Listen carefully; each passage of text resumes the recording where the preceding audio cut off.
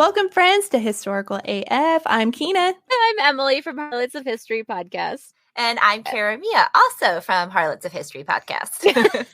We are two history podcasts delivering you the spooky and random historical puppy nuggets you never knew you needed in your ear holes. And I said puppy nuggets again. Last time I was like, well, that doesn't sound good. You know what I meant. Like chicken nuggets. I just went like, because it was so cute. I love it. Well, thank you guys for joining me. And also thank you for being patient. We were going to record this earlier last week, but then things kept happening. My COVID shot kicked my ass and then my cat got sick. So yay. That's a lot. It's a lot of things happen. I got the second COVID shot and I think probably like 2 hours in, I was Googling, like, if you don't have side effects, is it still working? And then like 2 hours later, I was like, uh-oh, it's working. Well, at least you're covered now, though. Yeah. By next week, I'll be fully vaccinated. So I'm really I know. That is so exciting. You're invincible. I know. No powers yet. I'm a little disappointed, but my superpower will be able to like hug my mom eventually. I'm so excited. I haven't seen her in so long. Oh, I know. My dad just got his second one, so I was like able to hug him. Yeah, the CDC like just said that if you're all fully vaccinated, you don't have to wear a mask and you can like not social distance. I just want to hug my family. Yeah, my parents are like in our bubble, just the four of us, and like none of us leave our house or like do anything. Yeah. We still try really hard to like, social distance and not like I haven't hugged my parents even, and we just like try to be outside. Hopefully soon. Well, tell everybody about your podcast. Emily and I are very amateur historians, but we love to reteach ourselves and relearn about history, especially amazing women. And we love to talk about the subjects that were taboo in our households growing up, which was like practically everything. We are especially really passionate about being advocates for sex workers and also just very much about reclaiming your own sexuality. And we're just like very interested in just, it's pretty much any woman identifying, anybody, anything, nothing's off subject. And we just have a lot of fun. That's incredible. It started out as like mistresses and we wanted to expand it more. So basically just any woman, and not necessarily like anyone who's been like, I think like most of it is like people that like have been kind of done wrong in the eyes. And, you know, we use the term harlot endearingly. So we've done so many people, but like, yeah, mistresses, sex workers, like a lot of courtesans, especially like our first episode was Mata Hari, which is a really fun one. Yeah, that was my favorite one. Emily's first, and my first episode was Ava Braun. Because I wanted to get evil. Oh, she's the worst. Actually, our first episode we still haven't released. I think we might release this while we're on our season hiatus. Is Ghislaine Maxwell? That was our first episode. It was very what is it called? Time appropriate because everything was happening at the time. Well, the day that I went to record it, she was arrested. So I was like madly being like, oh my God, like I have to find out more information. Yeah, it was crazy. And it's such a good topic because there's also just so many women in history that were accused of being harlots for just, you know, right. existing. And Emily and we are, you know, going to have merch and all this stuff made up. Emily has a lot of the designs done, but it's just like every single word that has been used against, especially like women, we are mostly sticking to like 1800s words, but like, you know, strumpet and I love it. Strumpet. Trollop. Floozy. Trollop. Yep. Oh, my mom always has this funny story. She used to sneak out and then like her hymn up every time she went out, and then she would like undo the hymn when she went home. And my grandpa caught her one time, and he called her a trollop, and she's like, I don't know what that means, but it does not sound good. I would love to be called a trollop. Oh my gosh! I know. I love it. But yeah, I was listening because all the Meghan Markle stuff going on. That interview with Diana, where she's like, women in history, people are like, why is she strong? Why is she like that? Why is she able to do that? I'm like, it's so true. Like, people get so freaked out by women in history that were powerful. And so they just try to bring them down with these words. But joke's on them. It's power now, baby. Like, call me a trollop any day. I'll wear it like a right. And like, that's like, and like, you know, of course, like everyone was like, as they should be, really inspired by Amber Rose's Slut Walk Yeah. Mm-hmm. And I just like absolutely love like reclaiming words. The idea of it, any sort of group reclaiming words is such a cool idea, I think. Yeah. Yes. Yeah. So we've had a lot of fun with it. We started in August, and then we're going on our first season hiatus, and we'll be back in June. Yeah, it's been fun. We love learning and talking, and we get passionate. There's always room for rants about patriarchy. Yeah. Yeah. It's a lot of rants. And this is perfect timing since it is Women's History Month. It is. Right? Ugh. Ugh, And it was love just it. International Women's Day. Yeah. Okay, puppy nuggets. I wish Puppy I really nuggets. wish And do you guys have dogs? I do. I have. I don't know. She's a mutt. Oh, She's mine too. like, oh yeah. I don't know what kind she is. She looks like she's like she's got the body of a bull terrier. She's all white. She's really long and has short legs, but she like looks like she could be like mixed with like a white shepherd or something. Like, oh. yeah, she's like a weird mix. She looks like the like if you took a shepherd's body and head and then put it on corgi legs. That's what she looks like. Like Emily's dog looks like, oh, she's cute. And then when she stands up, because she has like a normal sized body, and when she stands up and you see how short her legs are, you're like, oh, it's so cute. People are always like, what kind of dog is she? And I'm like, I don't know. And like she's muscly. She's got so many muscles. She's got some sort of like pit bull or old bull terrier, but we just say that she's a corgi mix because it's for a long time like pit bulls were actually illegal in Denver, so I didn't take her to dog parks when we moved here because like they were like, and then now they're not anymore. But like every time we take her to a dog park, people are like, she's a pit bull, and I'd be like, is she? She's a corgi. Oh yeah, breed laws are the bane of my existence. Makes no sense. Yeah, it makes none. The sweetest dogs I have ever met have been pit bulls and Rottweilers. Every dog we get is gonna be pit bull. I just like love adopting dogs from the shelter and like. I don't have a problem with like people adopting puppies, but I really like getting, and there's so many pit bulls at like the shelters near us. They're like all pit bulls and they're just so sweet. They're such good dogs. They're clingy. They are. They're clingy as fuck, but they're really good yeah, they dogs. are. They're like little babies that never they grow, but they never grow up. We do condo living because we're technically right outside. We're in Metro Seattle, and it's so expensive. So I condo live. We're looking for a house this year, and until COVID hit, we live right by like the biggest humane society in the Seattle metro area. Oh, cool. And so we just like go by and drool like all the time. We used to do that too, but now we can't. Yeah.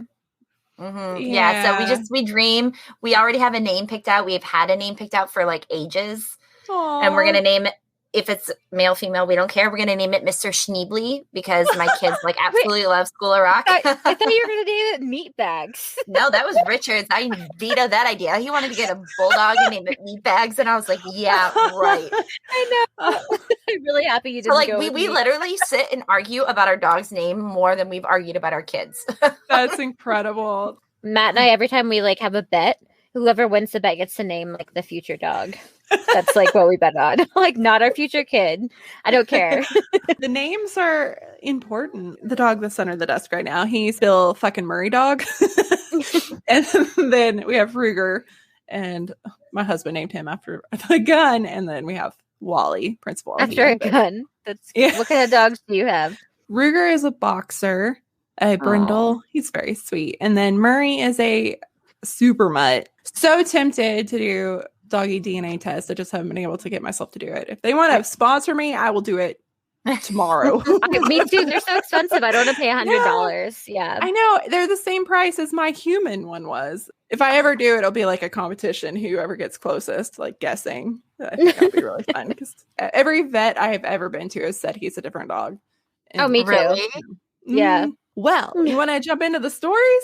Yes. Okay.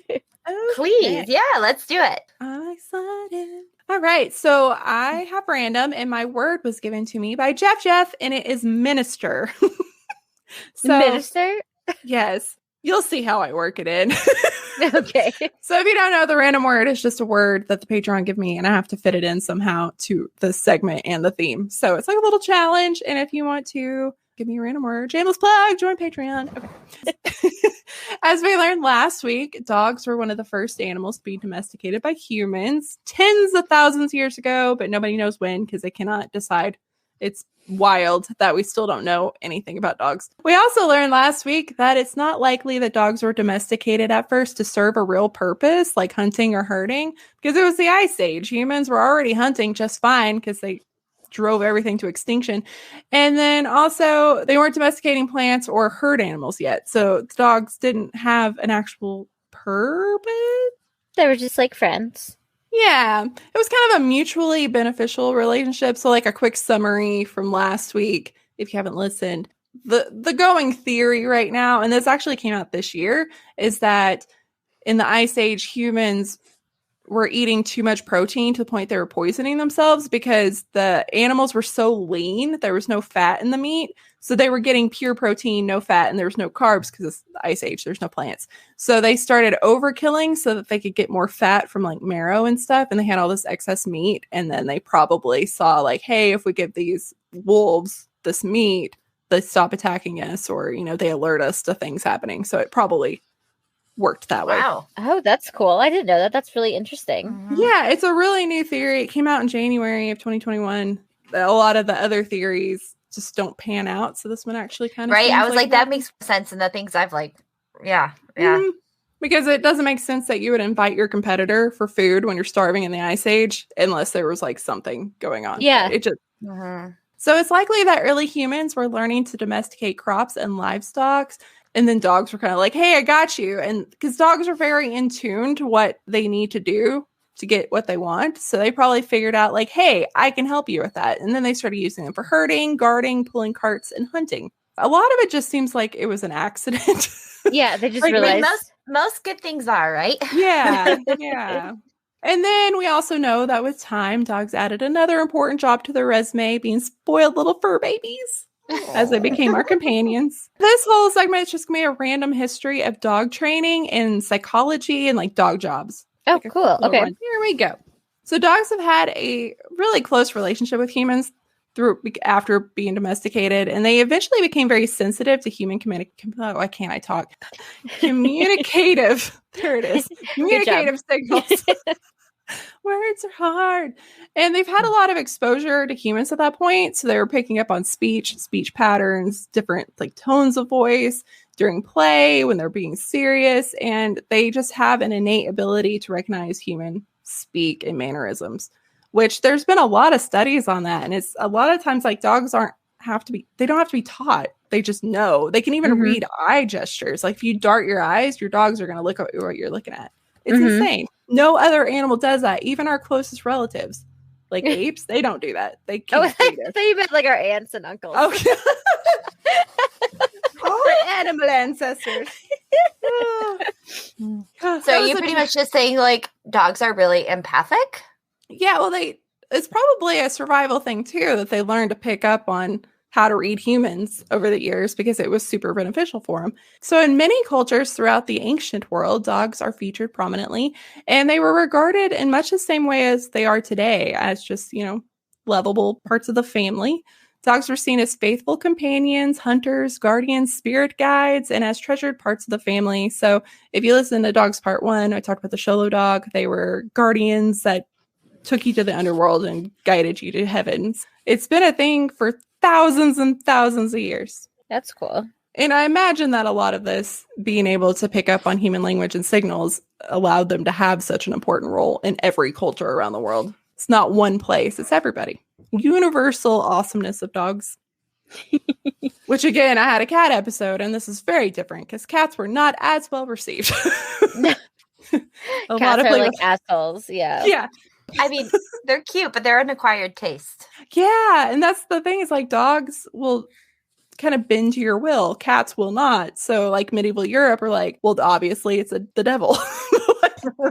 My partner, he has this like garden sprayer hose, and he keeps it by the bed for when the cats like fuck around in the middle of the night, and he'll literally go from like a dead sleep to waking up and just like spraying the shit out of them because they'll like jump on the kitchen counter. Like one of them will just like run up the wall. Like he gets like 6 feet up the wall. I don't know how he does it, but he just like he has the zoomies at night, so he'll just like literally run up the entire door frame. Yeah, I don't like Cats insane. are wild. They're crazy. Yeah. So let's start around 2150 to 1400 BCE. So one of the oldest written stories that we have where dogs appear domesticated was from ancient Mesopotamia, where they appear in an elevated role as a companion to the goddess Ishtar. And like the bad bitch she is, she traveled with 7 prized hunting dogs and blinged out collars and leashes. That's cool. Yeah. And although Egypt is often credited for having invented the dog collar, it most likely developed here. There's a golden pendant of a dog. It's clearly a saluki. I think that's how you say it. I have a picture because I didn't know what that was. And again, if you want to see the photos, check social media or join Patreon. Another shameless plug. So this. Got the Oh, ears. Got the sweet little ears. Oh, Cute. cute. So they found this pendant. that's cool. And it was found in the Sumerian city of, I think it's Uruk? Uruk? I can't remember. Do you guys know? Do you know Sumerian? No, unfortunately Yeah, not. fluently. Uh-huh. Like I know some about the art there, but that is it. Yeah, I know I took art history class on this, but now I don't remember how to pronounce it. But this was dated 3300 BCE. Oh, wow. This is the dog that I just showed you, the Saluki, I think. And if I'm saying that wrong, I'm so sorry. And if you can tell, there's like little carvings around the neck. And it's the first instance of a dog wearing a collar in art. Oh, that's cool. Oh. Yeah, it's a super wide collar. Just got smaller. Okay, there we go. Can you see it a little better now? Yeah. Yeah. So he's wearing a collar. And so that's why they were like, well, you know, we thought it was Egypt for a long time, but this proved no, it was Mesopotamia. And Egypt claimed enough stuff. yeah, it's true. Egypt's got a lot going for it. It can give some other people some stuff. Right. So it can be assumed that if dogs are featured in collars and leashes, they were trained to walk in them. So it's one of the first instances where we're like, yeah, people are training these dogs. That's cool. And they were also I wonder like why someone was like, oh yeah, let's put a collar and a leash on. Instead of just like training the dogs walk next to them. And I feel like I would prefer a dog that would just like walk freely. So a lot of the Mesopotamian art have a lot of puppers. Like this is a very realistic dog. I think this one's. Oh yeah. Yeah. That's cool. So people walking their dogs. Mm-hmm. Dogs are also depicted in a lot of Mesopotamian art as hunters and companions. Dogs were kept in the home, and we know this from the art, and they were treated in much the same way as we treat dogs today. And we talked about in the first episode with in Mesoamerica, they were when the colonizers came, they were like, they tucked the dogs in at night because they were hairless. So they were cold. So they like to tuck them in with babies. So there's just documentation of all these cultures treating them kind of like children. So cute. Yeah. That's really cute. I like love that. And inscriptions and plaques depict dogs waiting for their masters. So there's a lot of pictures of them just kind of waiting by a door, waiting for them to come home, showing loyalty. And there's even one instance where a guy is playing a flute to his dog. So it kind of just shows like a family element. That's cool. So now let's travel to Egypt. More puppers. And the cool thing about Egypt is because of their collars, we know some of the names of these dogs. That's I'm cool. so excited. So a lot of the collars that survived were leather, and then they're also in reliefs and some of the stela. So some of these names include the Brave One, Reliable, the Good Herdsman, North Wind, Antelope, and there was even a Useless. Oh. I want him. I was like, I think that'd be my dog. I think that's Kohler. Like you can keep your North Wind. I'll take Useless. Oh, and That's other so names sweet. came from like the dog's color. So they had a Blackie, and while others were given numbers, like one was just called the Fifth. I bet Many a of man named him. just number 1, 2, Yeah. 3, 4. And many of the names seem to represent just endearment, while some talk just about their abilities or capabilities. So a lot of the working dogs might just be like herding one, you know, a little less personal.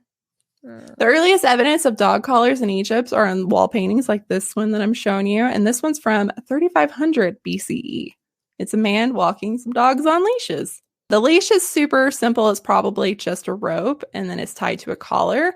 And these collars, like it's depicted here, are a single piece of leather that's stitched and then glued to form a ring. And then it was slipped over the dog's head. That one dog kind of looks like an alligator. It's like he wasn't actually walking dogs. They were actually like walking alligators. It's possible. Be like Florida. Egypt was Florida. Ancient Florida. Yeah. And then they kind of did an upgrade. So they went from that kind of a collar to like super fancy ones. So this one is more elaborate, and this would have been New Kingdom here. But around Middle Kingdom, which is 2040 to 1782 BCE, they started putting copper and bronze studs on them. So you can see that here. A little bit of evidence of that. And then in New Kingdom, they start doing etchings. So this one was found in a tomb, and it was under a noble that was under the reign of Thutmose the Fourth. God, Roman numerals. I have to stop and think every time I look at one. Like, no, I swear I'm smart. But this one has horses. So these are horses. Oh, that's cool. And then there's also lotus flowers. And then it was dyed a pale pink. Cute. Yeah, so a lot of work went into that. I was gonna say, it looks like a very like loving collar. I feel like more work goes into that than engagement rings. Yeah. It's like an engagement ring for your dog. Yes. Puppies are super important. They are. The dog was a companion, protector, and hunter for the ancient Greeks as well. And they actually invented the spiked collar. They were the first ones to come up with something like this bad boy. Ooh. But this was to protect the dogs from wolves and other dogs. So when they wore it, like something couldn't latch onto their neck. Yeah, it's not hurting the dog. Yeah. Mm-hmm. Unless they still turn looks their head. so extreme. It looks like a medieval torture device. Yeah. Like I swore I saw a kid in high school wear one of those. Oh yeah, the emo phase. Everybody's wearing the chains and stuff. Yeah, they wore collars too. I was never very trendy, but I know a lot of people were into that trend. I mean, I don't know if you call that trendy. So Socrates, ever heard of him? He claims that the dog is a true philosopher because dogs, quote, distinguish the face of a friend and of an enemy only by the criterion of knowing and not knowing. Ooh, so deep. And he concludes that dogs must be lovers of learning because they determine what they like and what they don't like based upon knowledge of the truth. Oh, so puppies. Which is true. Really dogs are just too pure for this world. So even the philosophers are like, we get that. They're too good for humans. Yeah. It's true. And like dogs have such a good judge of character. Like when my dogs don't like somebody, I immediately am like, I shouldn't like you either. I gotta start listening to my dog when she doesn't like people because she's always proven to be a good judge of character. Yes, this is slightly topical, but yeah, yesterday it came out that one of the dogs at the White House, Major, bit a security guard. And my first thought was like, what did the security guard do? Like, was he one of the insurrection people? Because maybe he was maybe he's trying to help. Yeah. He didn't land very well. Somebody found a tweet of mine from last year when I was like, I'm so glad dogs are coming back to the White House. And they were like, how'd that work out? And I was like, dude, German Shepherds are fiercely protective and loyal. It's a weird environment. You know, they just changed houses. Like literally, the dog's entire life just changed. And also, I'm sure there's so much tension because it's such a high stress job. Yeah. So I'm sure he was just, and I guess he nipped at a security guard's hand. But I'm like, how do we know that a nip is not, as far as I'm concerned, a nip's not a bite. No. Yeah. And the dog is super well trained, and we'll talk about it at the end here. But I was like, everybody was just like, kill the dog. I'm like, no. No. I was like, if I already decided if anything, my dog ever bites anyone, like I'm going off the grid with her. I'm like, I'm sorry, Karamia, I love you, but I'm like going to move to a cave with my dog. It's super scary. He also said that the dog has learned who is a friend and who is not, and based on that knowledge responds appropriately, while human beings are often deceived as to who their true friends are. I mean, he's not wrong. No, that's true. That's so funny. I love it. Yes. And then we have ancient Rome. There's the Latin poet Virgil who wrote, quote, "Never with dogs on guard need you fear the stalls of midnight thieves." Oh, Yes. A lot of things that kept reoccurring. It's just like if you had a dog in your house, you don't have to worry. So it's kind of sweet. And like business people too, because they had the open air market. So of course you might want to have, a little guard pupper there, making sure your entire livelihood is safe. So people don't steal it. The writer Vara, in his work on living in the country, says that every family should have two types of dogs, a hunting dog and a watchdog. And he says dogs protect people not only from wild animals and thieves, but also from supernatural threats. Ooh. I'm just going to touch on a spooky. And if you've talked about it, I will cut it out. You probably have it. So the goddess, I think it's pronounced Trivia. I'm not sure if it's different pronunciation. If not, I swear I'm smart. So the goddess Trivia, who is the Roman version of the Greek Hecate, was the queen of ghosts and haunted crossroads and graveyards, and she was associated with witchcraft. She stole upon people silently to prey on them, but dogs were always aware of her first. So if a dog was looking and barking at nothing, everybody knew she was approaching, or it was some other disembodied spirit. And dogs can totally see ghosts. My cat one time hissed at my bookshelf, and then 3 seconds later, something fell like off the back end of the book. Like it felt like I had like a piece of paper go flying off the bookshelf from the top shelf, like right before she hissed it. I was like, it was a ghost. It was totally a ghost. I'm sure they can. So I think it's hilarious that even in ancient Rome, they're like, yeah, they're seeing ghosts. Oh, totally. This checks out. Yeah. And then around 127 to 116 BC, a Roman farmer, Marcus Vara, recorded advice on raising and training puppies for herding livestock. His writings indicate that not only was dog training for specific tasks well established, but there was value in early training, and it was recognized. And we don't know a lot about the training in the ancient world before this, but from Rome to about 19th century, we do know a lot because people started writing it down. Unfortunately, it's going to get sad for a second, but I'm going to speed right through it because I can't handle anybody being mean to pupper dogs. No. For about 2 millennia, it was generally believed that dogs, like horses and children, if we're going to be honest, had wild spirits that needed to be broken. These were not fun times. I can do this, Keen. Okay, so this is not too bad. So in 1848, W.N. Hutchinson published his book. This is a mouthful. Dog Breaking, the most expeditious, certain, and easy method, whether great excellence or mediocrity, be required with odds and ends to those who love the dog and the gun. I don't know what the gun's about, but that's what is the gun doing there? I don't know, but that's a really long title, man. Oh my god! Nobody's gonna remember that. I hate that. Like breaking in something. No. I do not like it. Like you break in a pair of shoes, and that's about it. Yeah. It's gonna get a little dark. So his primary concern was actually training hunting dogs to be pointers and setters, and the book advocates a form of reward-based training. So he starts out good, like, yeah, let's do positive. So he says men who have a strong arm and hard heart to punish, but no temper and no head to instruct, need not apply, basically. He says, be kind and help the dog out. So Stephen Hammond, a writer for a magazine at the time, says that, praise your dog and give them some meat for correct behavior. And then you got a good trained dog. So this idea, I like. Mm-hmm. Nobody listened. And we'll get into that here in a little bit. But first, around 1900, Canine Psychology started to pop up. So I'm going to whip out my old psych degree here. My parents used to take my dog to a dog psychic. Psychic, not psychologist. And they were like, that's why they changed his name, because his name was Phantom, and he was a big German Shepherd. And he was really mean. Like, not that like German Shepherds are mean, but this dog was. And so they changed his name to Duke, because they were like, every time someone hears the name Phantom, they get scared. And then the dog like reacts to the scared and then like barks at them. So his name is Duke. It didn't really help much, but it was a little better than Phantom. Like, that was a terrible name. I've never seen like a real life pet psychic somewhere near me, but I think I would go just for the experience. I want to be a what psychic. Is happening in his head? Please tell me. Yeah. So we're going to start out with our dude Pavlov. I think we've all heard of him. Mm-hmm. So Ivan Pavlov was a Russian psychiatrist who began studying canine digestive systems around 1890. He was also the father of classical conditioning, aka Pavlovian conditioning. So classical conditioning essentially refers to the continuous pairing of two stimuli, typically either neutral or a neutral paired with a significant stimuli.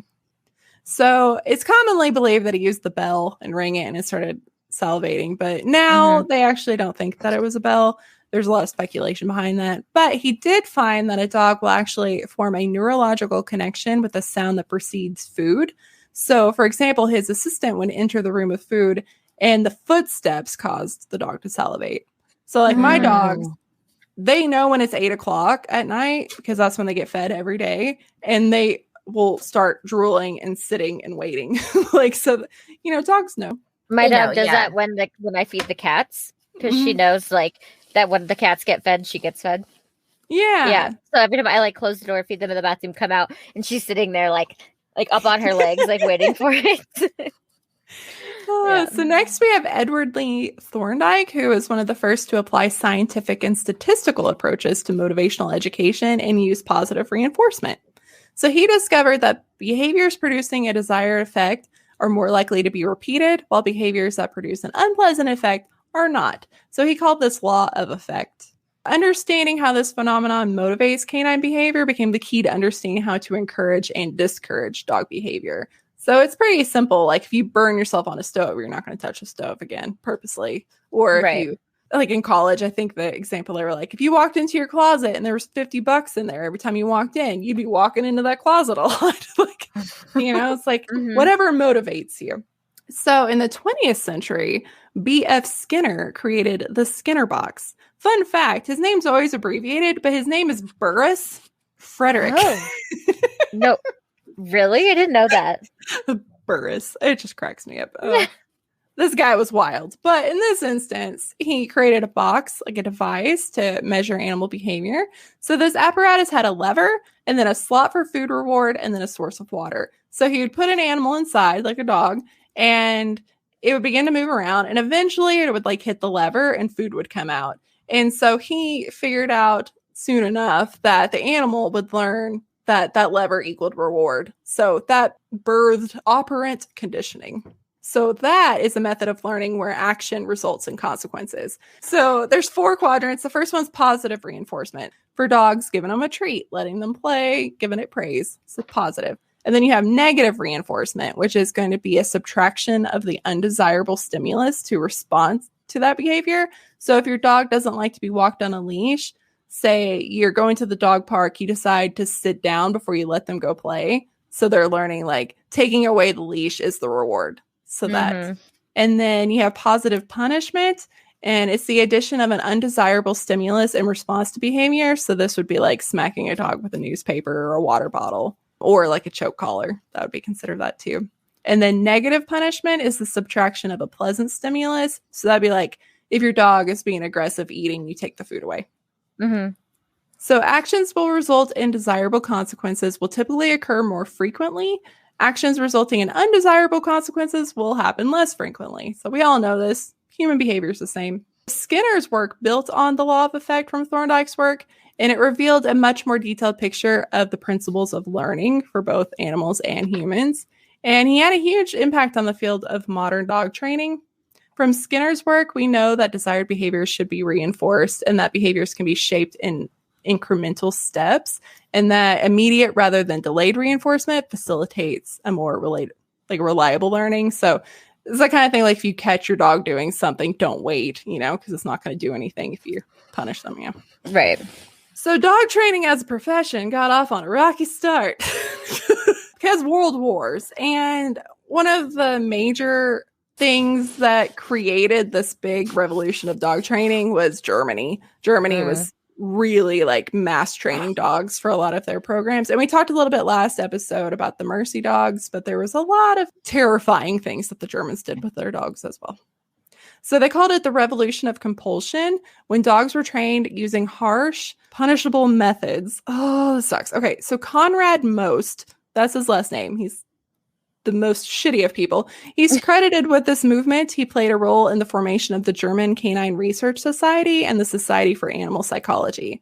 This means that they tended to use mostly positive punishment, i.e. discomfort, pain, force, essentially adding aversive repercussions to get results. And this was popularized by his fucking book called Training Dogs, a manual.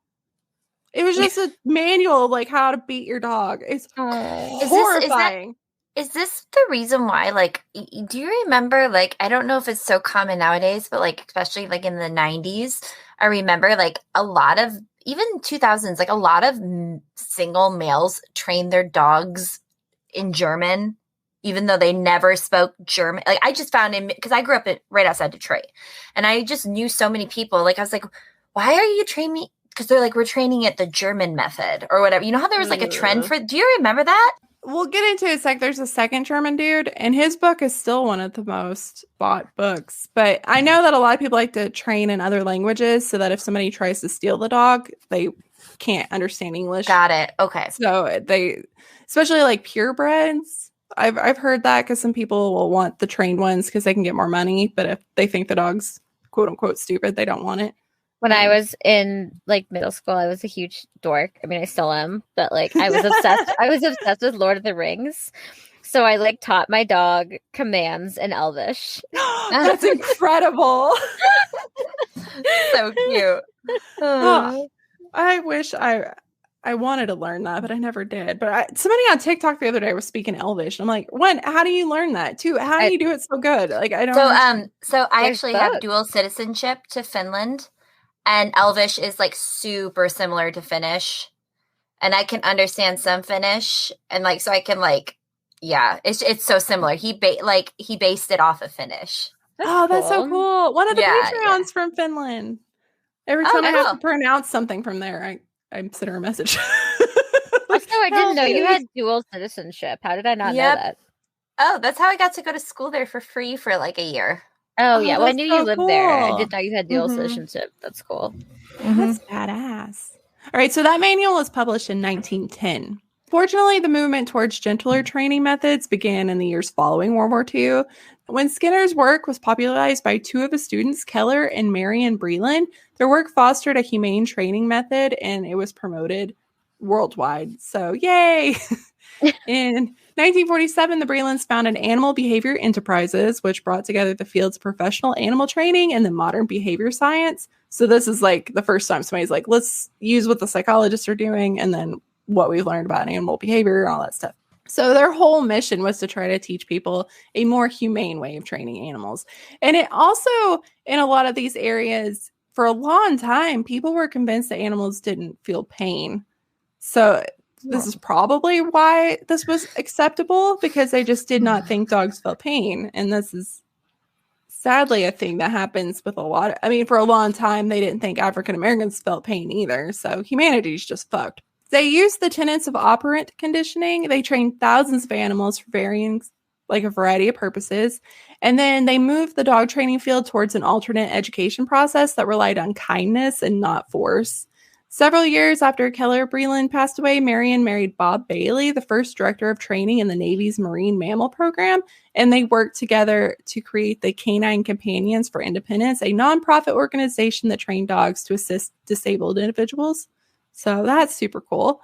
And the 50s, 60s, and 70s was another big boom of dog trainers and different types of kids. So Karen Pryor wrote a book called Don't Shoot the Dog in 1984 that provided a strong foothold for today's force-free, reward-based training methods. So this would be like your click and treat, like PetSmart does, you use the clicker and the treat. So William Kohler was another military dog trainer, and he was kind of similar to that Conrad dickbag I talked about. And he wrote a book called The Kohler Method of Dog Training, and it was for decades, and even recently, the best-selling dog training book of all time. So this is the German dude. So it's possible that people are still listening. I find it mind-boggling that it's been the best-selling one for that long. Yeah. There's been so many advances made in so many different, okay, sorry. Yes, I'm sure you feel the exact same way. No. And his thing was nip the problem in the bud by bringing pain. And it was bad. I read a few excerpts, and it was mostly choking. He was really into the choke collar, but it'd be choking your dog till they pass out to teach them a lesson. And that's just disgusting. I just don't know how a human could even allow your dog to be because it was like, your dog might throw up, but it's okay. And I'm like, no, it's not. You never. Oh, I have so much rage. He's going on the fuck you list. I've spoken these. That's so frustrating. Yeah. Yeah, it's just so disgusting. So I'm glad we've moved away from that, but it makes me really sad that people still have that book. Like, it's still, you can still buy it. It's disgusting. I mean, that's why you can really judge someone on how they treat animals, aka pups. Yep. Oh. Like, I understand, like, say your dog's about to run into traffic and you swat at him or something just to save his life. I can understand, like, I don't think that's horrific, but to, like, choke collar your dog out. Yeah, till your dog passes out. Yeah. Yeah. I mean, I don't like their those. own, but there's proven ways of training a dog that don't involve inflicting actual pain. It's very sad to me. So Dr. Ian Dunbar was a veterinarian and animal behaviorist. He authored several books. In 1982, he began teaching an off-leash puppy socialization and training class. So he's the first dude to be like, maybe we should start when they're puppies. Like, have everybody socialize. Kind of like kids need to be socialized to know, home training and all that. So he started that, and he created and developed the San Francisco SPCA's Animal Behavioral Department. And then in 1993, he founded the Association of Pet Dog Trainers. And then over the past 30 plus years, he's given over 1,000 presentations around the world in an effort to popularize puppy socialization and dog-friendly training. So that's cute. And I know I keep on mentioning PetSmart because I work there, but yeah, they do like puppy socialization. That's how their like training works. It's like socialization and then the click and the treat. So I was like, oh, they're picking up on all these. So currently, there's a wide variety of dog training methods, and some of the more popular ones are these. So there's balanced dog trainers that utilize all 4 quadrants of the operant conditioning. So that's going to try to resolve any kind of behavioral issues. So these trainers use a combination of primary reinforcers, so usually treats or toys, and then they have secondary reinforcers like the clickers and whistles, and then they have training collars. Sometimes they have the prong collars and remote collars. And then they combine that with systemic desensitization and socialization. The next one is purely positive dog trainers, and those are still popular. These trainers exclusively use positive reinforcement to train dogs and attempt to resolve behavioral problems that way. So they never use like a water bottle or any of that stuff. There's the dominance or pack leader trainers that use the theory that dogs are still very much like their wolf ancestors and need to be treated as such, aka like strong pack leader. Like, I've known people have done that too. Like, I'm the leader of the pack. Listen to me. Yeah. So the next one's behavioral adjustment training, and it's a force-free method based primarily around systemic desensitization and closely monitoring your dog's body language and reactions in order to avoid flooding or reaching over their threshold. This system is based around negative reinforcement and sometimes use clicker training to mark desirable behaviors. I kind of like some of that. You can tell with your dog's body language, being really in tune to like what's bothering them and situations that bother them. Because my dog, like if he's really uncomfortable, he's more likely to maybe nip at somebody. I can tell by his body language, but I can see that. He's just got a lot of anxiety. It's not a bad dog. I mean, like we all do. My dog has the same. Yeah. Yeah. He's like puppy weed, if that's a thing. I know it is. I don't know how to get it, but I think he needs it. They have like puppy CBD that helps. Yeah. I've tried the thunder shirts. I've tried the herbal stuff, like the aromatherapy. Nothing works. He's just a nervous wreck. He's afraid of everything. Oh, yeah. One time we were in a tornado. And so I put all the animals in a bathtub because that's the only thing we had at the time. And now every time there's thunder or rain, he goes to the bathtub. Oh, he never forgot. Safe He trained. place. Yeah. So he knows where the That's really tornado cute. thing is now. But I'm just like, poor baby. I just hear him shaking in the bathtub. I'm like, oh, it's okay, buddy. And like fireworks and stuff. Oh, Lord. Oh, fireworks are the worst. All right. So the next one is science-based training. So much like the balanced dog training, it seeks to understand the connection between all 4 quadrants of operant conditioning, in addition to classical conditioning and sensitization and desensitization versus flooding and modifying psychological associations in dog training. So this school of thought is quite new and it's frequently changing because they're just following the science. So with a lot of science, it moves really quickly. So as soon as you find something new, you just change.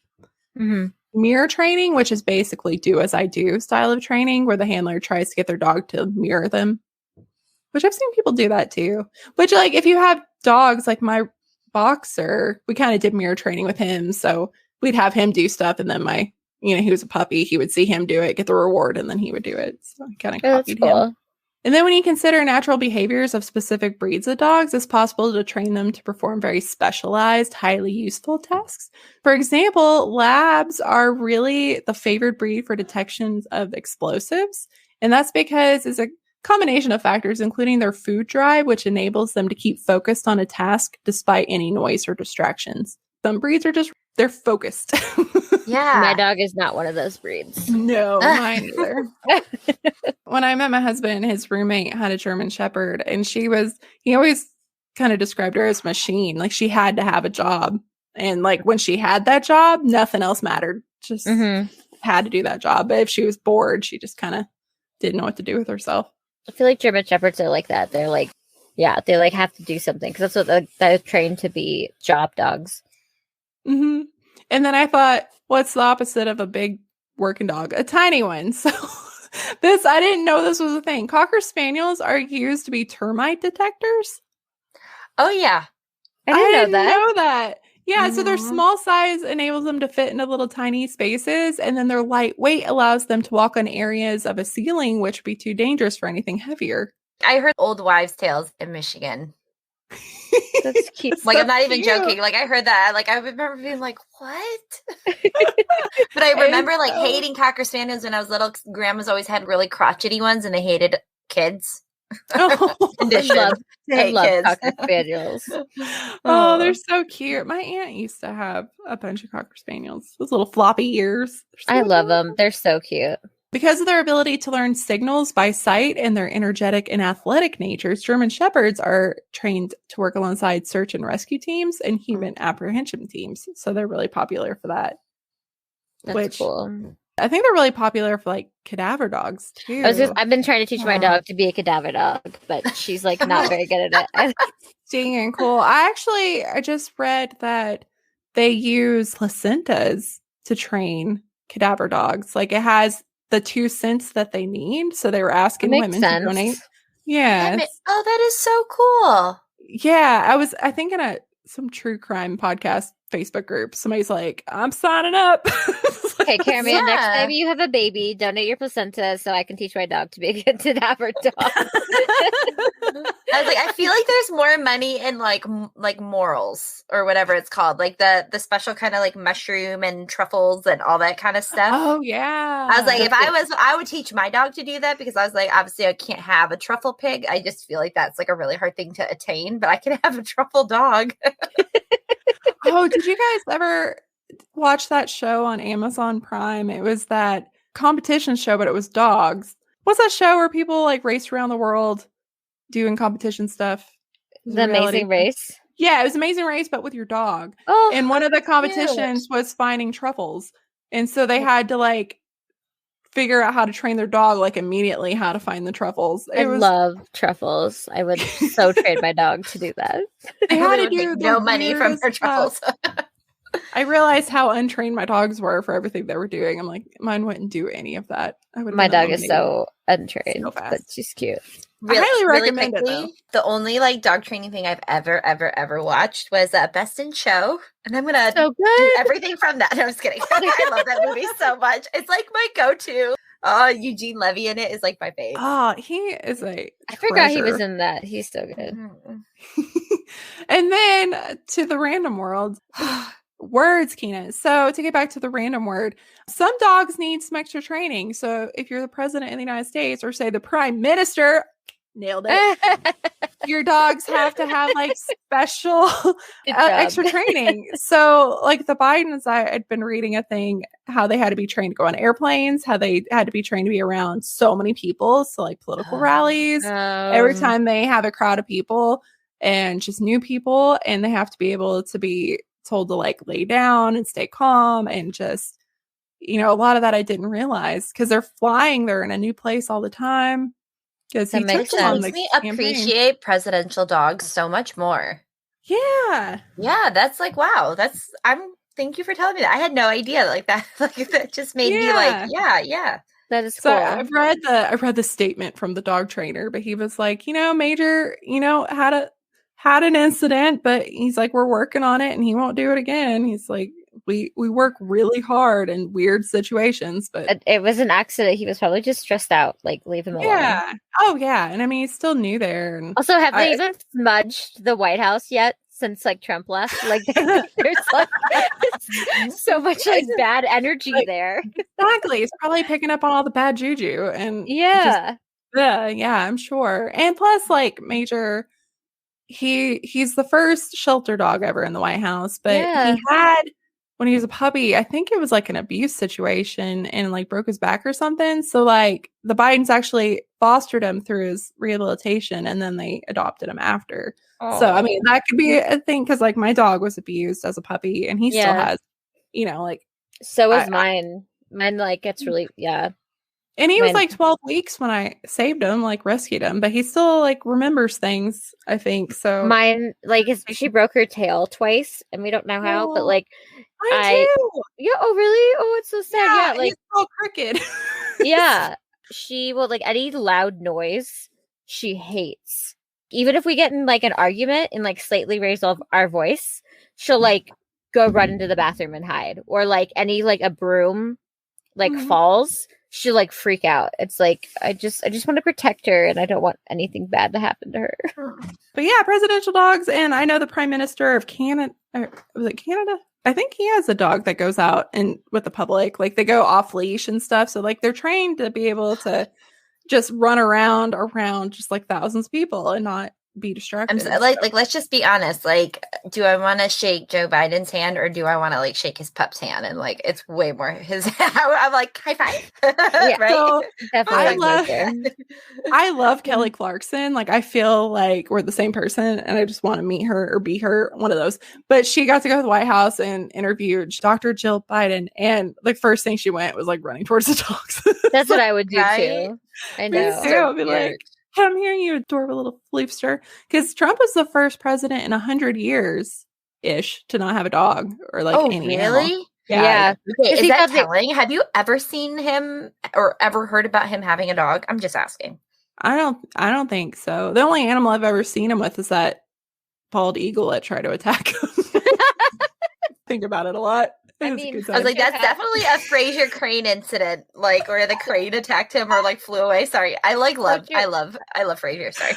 Of course, before you had Bo and Sonny with the Obamas, and then the Bushes had their little the little terriers. I remember their names. They were so cute. Yeah. They were Scotties. They had the Scotties. Dogs have also been shown to be terrific assets to those with visual and auditory impairments, as well as those with limited mobility. Then you have physical conditions like seizures and diabetes and allergies. Like I thought I had celiac disease for a long time because I was misdiagnosed, so I couldn't have gluten. But they have gluten detecting dogs, and I was like, I want one.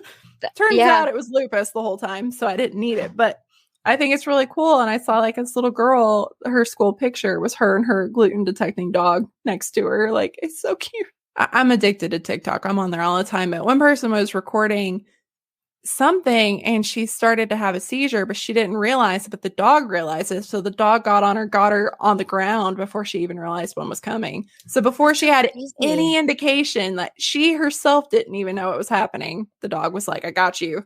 I've been like training my dog to be like an emotional support dog a little bit because I like had anxiety before, but like during the pandemic it's just gone like way up. Oh yeah. So yeah, I've like watched like TikTok videos. She's pretty good. Like now she knows. I had a panic attack the other day and she just came and like laid on my chest and like waited till I was done. But like sometimes she gets really excited, then she'll like lick my face. And I'm like, I don't want you to like lick my face while I'm like having a panic attack because I already can't breathe. And she's like, but yeah, no, and then like I've trained her to like come lay on because I forget what it's called. Oh, deep pressure therapy.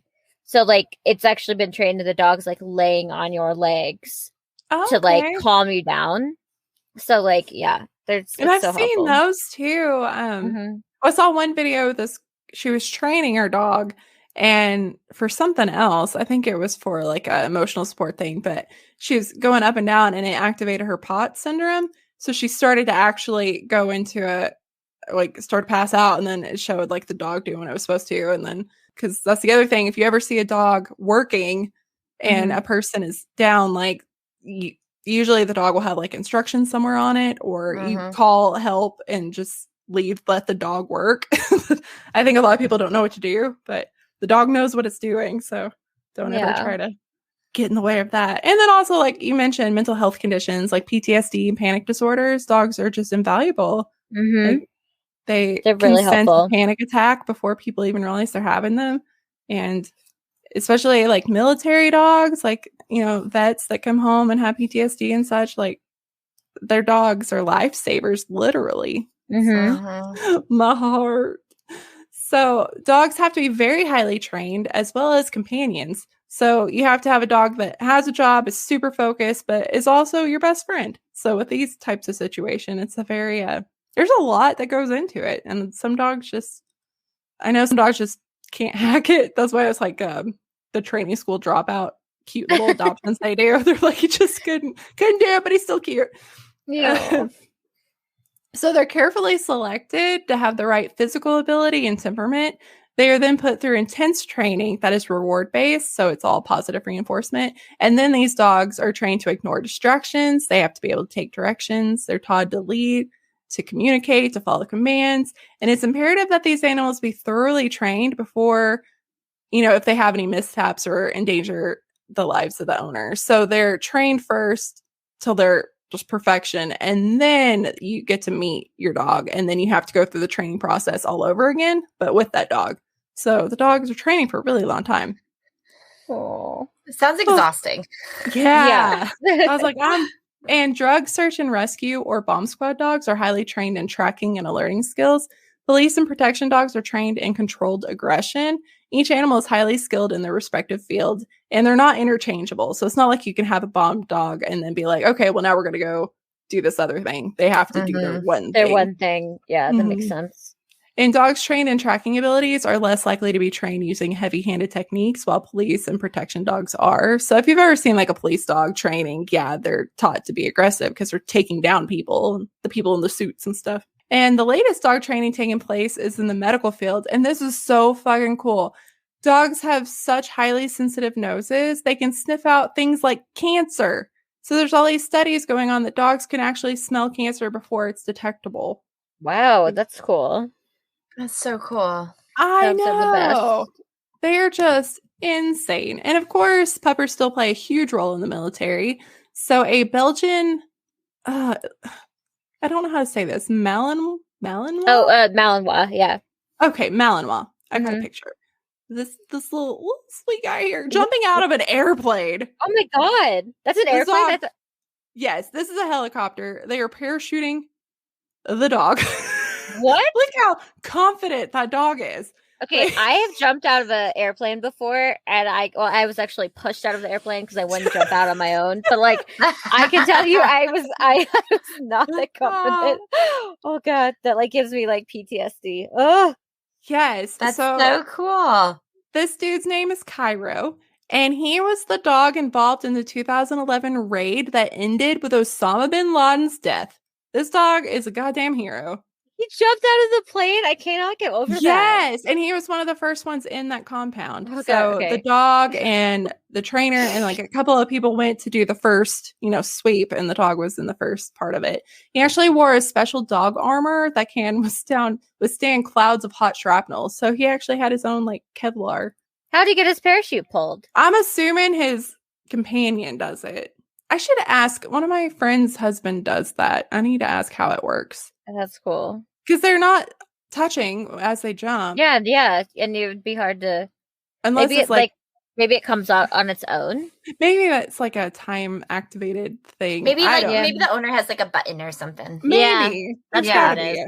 Because like in case they got separated a little bit too much. Yeah, I should have Googled that, but I didn't think of it. Just like, of course they're gonna let the dog survive. I know he lives. Got a bunch of awards. Good pupper dog. That's cool. And then we've talked about the Mercy dogs last episode, and they saved so many lives. They would bring first aid to people on the battlefield because, you couldn't necessarily get help in World War II in the trenches. And they would also be able to sniff out life in people that looked dead. So a normal like first aid respondent would think that person's dead, and the dog would be like, nah, he's alive. And they saved so many people that way. Oh, that's Wow, I had cool. no idea. Yeah, it's incredible. And then in the Korean War and Vietnam, they were used as tunnel dogs and sentry dogs. And even today, dogs still hunt down and find IEDs, and then they find people as trackers. I thought this was hilarious. Oh, this is a quote. We have a tradition in the program. The canines don't have formal rank by structure, but they do traditionally hold rank of non-commissioned officer. Handlers are E3s, E4s, and their dogs always outrank them. That's amazing. And the reason the dog outranks them is because they want the handler to always have respect for their dogs. And As you have, they should. yes. Oh, that's so cute. And you always have respect for your senior NCO. These That are is your so- partners. Do they I wonder, do they salute their dogs? I don't know. I need to I mean, know if they're a senior ranking, they kind of I have mean, to, right? possibly. I don't know. Sorry, that would just be like the cutest thing if I saw someone doing that to their dog. I'd be like, So oh. cute. Yeah, I just love it that they're trained like this is your partner, not equipment. This is not a dog. This is your Mhm. partner. And that was from Major Matthew Kowalski and the 341st Training Squadron Commander at Joint Base San Antonio, Lackland, which is just down the road from me. And it has the Department of Defense's military working dog program because this is where security forces goes to their training. So Lackland is the Air Force boot camp. And then they also do security forces here. And Lackland has a really, really just incredible dog memorial for all the working dogs in the military. It's so cool. Oh. So if you ever get a chance to see that, I highly recommend it. I took pictures. We brought the dogs and had them like, Oh, like, that's so cute. yeah, it was really, really, really cool. So why dogs? Like, why can't we replace them with a person or machine? And in short, it's impossible. So a lot of our science and technology has been trying to replicate what a dog can do, but it can't. Like their olfactory glands are 10,000 times more sensitive than any piece of equipment we've ever developed. So the detection work they do, like finding explosives, it can never be replaced. It's just incredible. And of course, you know, there's the intangible parts too. Military working dogs are treasured companions for their handlers. And the bond they share, like human and their doggy partner, it doesn't end when their time is service is over. Most of them spend the rest of their life with their handler. It's so sweet. That's so sweet. Oh, so that's my segment. It got really mushy at the end. But yeah, I just love it because you, especially like police dogs, military dogs, you always see like, you know, they spend the rest of their lives just being a, you know, best friend after They're working so for so many times. cute. Oh, I love dogs. They do good work. They're good. They're good puppers. Hello, friends. I'm really excited to tell you about the podcast's new sponsor, She's Birdie. It's a personal safety alarm that helps deter an attack. So if you're threatened, you activate Birdie's siren and flashing light to create a diversion.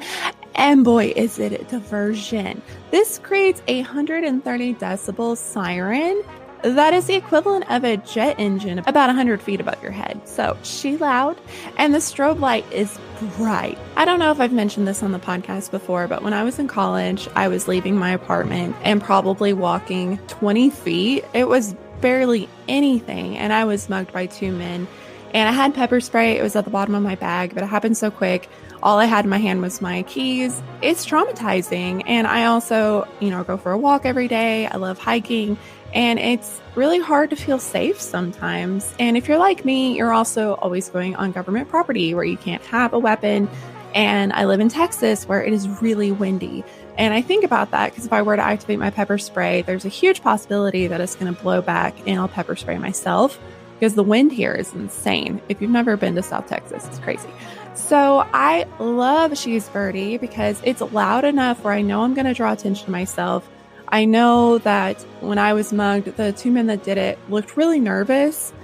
And I think that if I could have created a bigger distraction where more people could have heard me, I think they would have ran just from like their body language. But, you know, me screaming just wasn't enough to bring attention from people that were inside their houses watching TV or making noise or cooking dinner or whatever. But I do believe that if I would have had this at the time, everybody would have heard it and everybody would have peeked out their window to see what was happening. I also love that this is lightweight. It can just click onto your keychain. It's really easy to use. You can practice with it. That was the other thing with pepper spray. I have a lot of anxiety, so I like to practice things so I feel like I know what I'm doing. And you can't really practice a whole lot with pepper spray because then you're going to use it all. So this, you can pull the tab, you can try it out, you can do what you need to do to feel comfortable. So if you would like to get 10% off your own She's Birdie, go to she'sbirdie.com and put in coupon code HistoricalAF. Again, that's she'sbirdie.com and coupon code HistoricalAF. Okay. Should we do our segment? Sure. Yeah. And Emily and I, it's a little different. Instead of giving a history, we picked a specific part and just kind of like, it's a cute little, almost like anecdote little story. Oh, no, I love it. We decided to go spooky in a really nice, kind of sweet, kind of closure way in LA off of Highway 101. On the way to Calabasas is a cemetery, but it is not people that are buried there in remembrance within the 10 acres of the well-kept rolling hills and gravestones, but beloved pets. It is the LA Pet Memorial Park, and some very famous pets are buried there. This pet cemetery, or I saw it called Zoological Necropolis, and I was like, that used to be the name of a bar. I love that. That's cool. Is not the largest pet cemetery in the US, but it is the most star-studded, aka the pets are super famous and then the people who own the pets are really famous. And it's actually still called and was called, especially like in its prime heyday, Dog Heaven for the Stars. Dr. Eugene C. Jones, who was a veterinarian to the upper class and film industry of West Hollywood, created the park in 1928 because it was, and I looked it up, it is still illegal to bury any animal or fowl unless in an established cemetery in California. Oh, I was like, I definitely think that we buried our dogs in our house when we lived like under it.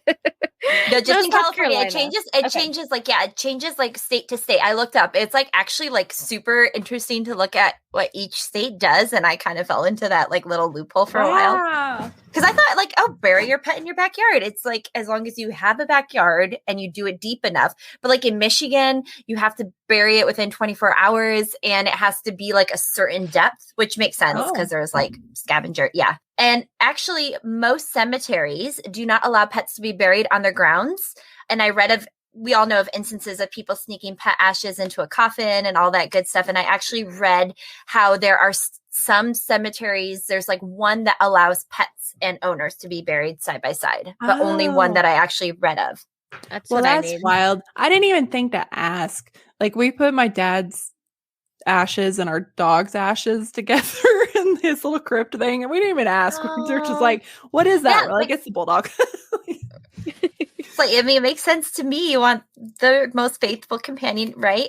Yeah. And so he found an opening and he used it, and their first burial at the LA Pet Cemetery or the Pet Memorial Park was their family dog, which I thought was really sweet. You can go ahead, Em. It's so cute. So the mortuary in the city was run as a typical funeral parlor, but with many different sized caskets on display from affordable to thousands of dollars. That was back in the 1920s and 30s. So grave sites were about $7.25, or they could be embalmed and placed in a mausoleum. And that would have cost $400, which is over like $6,000 today. Wow. And by 1932, there were almost 1,000 pets buried there. And an LA Times reporter said, quote, "At Christmas time, the little graves are bright with wreaths, poinsettias, and holly leaves. Sometimes even tiny trees decorated with silver bells and tinsel are placed by the graves." Aww. I know. So visitors often remark that the grave sites are better kept and are more ornate than other graveyards meant for humans. Chewed up tennis balls and colorful windmills. There are pictures of beloved pets everywhere and animal statues dressed to the nines. The epigraphs are so endearing. So like St. Francis of, is this Assisi? Yeah, but it's just St. Francis. Yeah. Okay. Mm-hmm. Who's the patron saint of animals can be found everywhere. There's a mausoleum with stained glass windows, a pet's crematorium, and a viewing room or two. Like you can go watch YouTube videos of people taking tours of this place, and it's like going on the best scavenger hunt ever, because even if you don't find what you're looking for, everything is just so cute, and like the pet names are ridiculous. Like I was dying. Like there were so many Lucifers. And yeah, just like the LA Times reporter said, around the winter holidays, the cemetery became decorated with like red and green leaves for Christmas and also blue and silver for Hanukkah. And I read some pet owners even put like 7-foot tall trees on the grave sites, but then stopped because those were like getting blown down in the winds. But they just, it like goes they go overboard. all Yeah, out. it's really cute. I love my literary bit. Evelyn Wall came and incognito to interview one of the managers of the cemetery, and the manager only kind of knew him as Mr. Wall. He like pronounced it wrong. But Evelyn Wall wrote Brideshead Revisited. And so he actually gave the cemetery its kind of like infamous second name, which is Happier Hunting Grounds, because he wrote that satirical novel called The Loved One. It became a movie, a black and white movie back in the 60s about the American death industry. And it's actually absolutely hilarious if you've ever had a chance to read it. It's like this guy's reading about this, like these beautiful things written about death, and then he finds out that it's for a parrot, not for like a human, like, you know what I mean? So it's like it's just really funny, tongue in cheek, but he was the one who was like, they're off to the happier hunting grounds. And it's like just kind of commonly used today. We hear it a lot. So I thought that was like really fun. But there are tons of famous animals buried there, like Tawny, the MGM Grand Lion. Wow. Like, just like, I'm talking like famous horses, famous, like, Charlie Chaplin's cat. It goes on and on. Mae West's, her chimpanzee. I mean, there's like very famous animals, but we're just going to focus on a couple of the pups. The most famous one that everyone tries to look for, because a lot of owners nowadays do not have their names on their animals' plaques, because they have like a, what is it called? A non-disclosure agreement that is filled out. So they don't have like any names on it anymore, but Rudolph or Rudy Valentino. You can find they either have it like a Doberman Pinscher or like an Alsatian. I'm not familiar with the breed, but his dog named Kabar is buried there, and it was gifted to him by a diplomat that was like swooning over him. And it is said that when Valentino died, the dog wandered around like absolutely heartbroken and finally returned to his owner's estate, where he died of a broken heart. For years, on the anniversary of Rudolph Valentino's death, his and Kabar's grave were both visited by this lady that was shrouded in black for years. It's like a mystery of who her identity and who she was. And they even say that Kabar's ghost haunts the cemetery, but it's very friendly. It just kind of goes around and like barks and licks people's hands. Like there's been accounts of people that are like, they're like, something licked my hand, and nobody was. They're like, it's Kabar. That's so cute. And the OG Pete the pup, who was actually played by two dogs. So he's Petey from Little Rascals, who Petey from Little Rascals is modeled after, is buried there. He has a natural ring around his eyes, which was dyed a bit darker, and it made him one of the most recognizable dogs in history, aka the target dog. Cough, cough, the target dog. After years in the film industry, he is buried there. And then Moose, the dog who played Eddie in Frasier, and also Skip, and my dog Skip, is buried there. He died of old age at 15. And something I didn't know was that his son Enzo also played Eddie in Frasier, which I thought was cool. They looked enough alike that they could play the same dog. There's even a murder victim, a 2-year-old German Shepherd named Skippy, who was shot by a mailman in 1989 when Skippy's owner was giving the mailman a bottle of Christmas vodka. So what happened? So I guess the dog had like charged and scared the mailman before, but the owner was like giving the mailman his Christmas present, and the dog just ran out of the house, as dogs do. And instead of giving a second or waiting for the owner to like, get her dog and move it aside or grab it, he just kind of shot point blank. And it was a huge, like you can still find articles. It's like it was a huge fiasco. And he just had a gun on him. I guess it's part of it. Yeah. I mean, felonies. Yeah. Yeah. Oh. And the post office paid for it. Yeah, Emily can go ahead and say. Oh, no, yeah. Yeah, they paid for his funeral. Aww. The Postal Service did. And I was like, I hope that he got the most expensive silk-lined casket and was buried in a mausoleum with like a perfect urn so that they could put flowers in, all that cute stuff. Mm-hmm. Yeah. Like I was saying before, Mae West, Steven Spielberg's Jack Russell, Tori Spelling has a pet buried there, Diana Ross, William Shatner, they all have pets there. Like, and the list goes on. Alfred Hitchcock, like it's kind of crazy the who's who of pets who are buried there. And there's over 40,000 pets buried there today. So my favorite headstone that I saw so far, and there's conspiracy theories about this. It says Manson, our evil cat, is attacking angels now. And that was just my personal favorite one. I know it's not a puppy, but I was just my favorite one that I saw. And like, there's actually conspiracy theories relating to like, okay, was this Manson part of the family or was it not? Like, it's actually like, I literally saw multiple YouTube videos. I was like, this is ridiculous. That's hilarious. God. It's really cute. There's another, like, some of the other more sentimental ones include, there's one that says, my love, my beauty, my goofy goof, my best friend, sweet brother, my heart aches so deeply without you. You will be with me for all eternity. Loving. I love you so very much, Mommy. Oh, I know. But like, it's like, I highly encourage like everyone to go watch like a YouTube video because it's like literally the most colorful thing. Like you see, there's this one called Henry's Tree, and there's like this bench, and I think like probably what happened was they planted a tree and it grew so tall after years, but it's like Henry's Tree. And it's just like, there's all these cute things and it's just really clever. And they have like full size, like figurines dressed in tutus.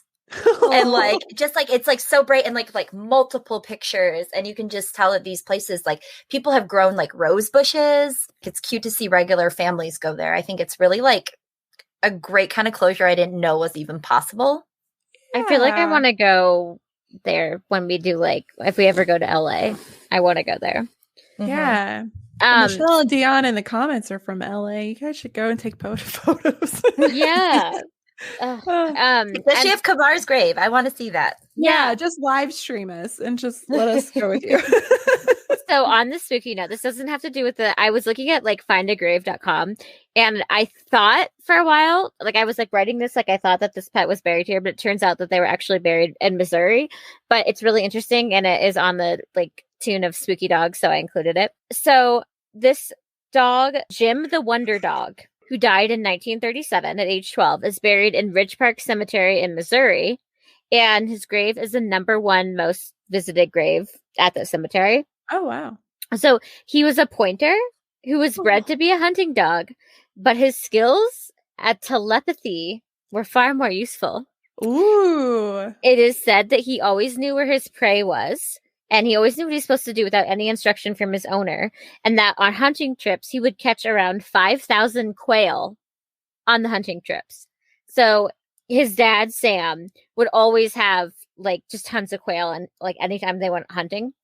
He was also very psychic, the dog, Jim. And he could hear commands that Sam would tell him, such as like Sam would be like thinking, oh, let's go sit under that tree. And Jim would go run to the tree and lay down. What? Yeah. And so Jim's dad, Sam, bought like a hotel in Missouri, and Jim became a national treasure. So he would like, all these people would come to the shows, and Sam would tell Jim, he'd be like, okay, hey, Jim, go stand by a lady in a red dress. And he'd like run to the lady in the red dress. Or he'd be like, okay, go to find the car that has a license plate, like BQX193. And he'd like run to that car with that license plate. And okay, like, that's crazy. I know. And they've done like tons of tests on him. Like he was studied by vets and like by doctors, and they couldn't figure out anything that was like something in his brain or anything, but he was just like, he could just like read his mind.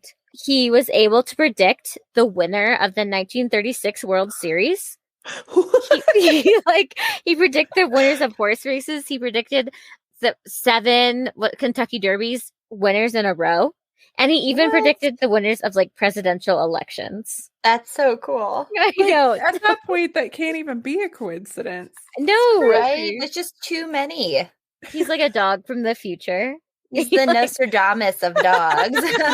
Nostradamus, yeah. So I just thought that was like really interesting.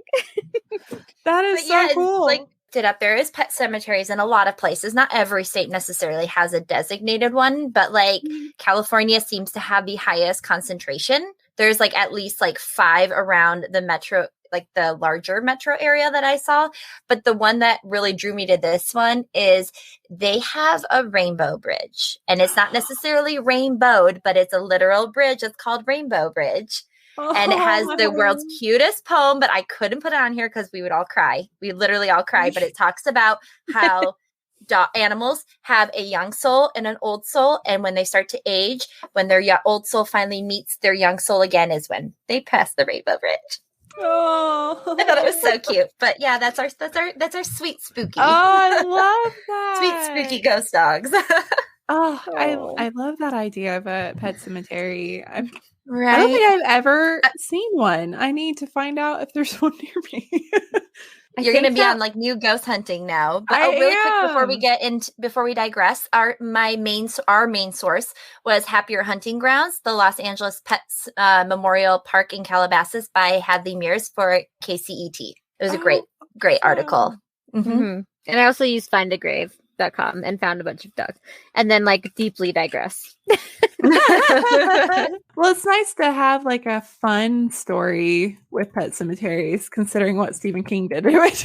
Yeah, I still can't like I haven't been able to like bring myself to read or watch that book or watch that movie because I don't like scary things, but I just can't with like pets. And I'm just like wondering, I'm like, did he write Pet Cemetery before or after he buried his dog here? Oh, I was like, did he bury his dog here and then start having nightmares and like it like grew into this story, or did he do that and just like, oh well, I jinxed myself? Like, maybe I need to figure that out, because I mean that's kind of how like The Shining came about, was just a bad dream that he had at the Stanley Hotel. Dude, that hotel is because that hotel's like 30 minutes from where I live. Oh, and cool. And I've been there a bunch, and it's like, it is freaky. We went in there and it was like, there was a room, and me and my dad are all pretty sensitive to like ghosts and stuff, but like there was a room that none of us could walk in.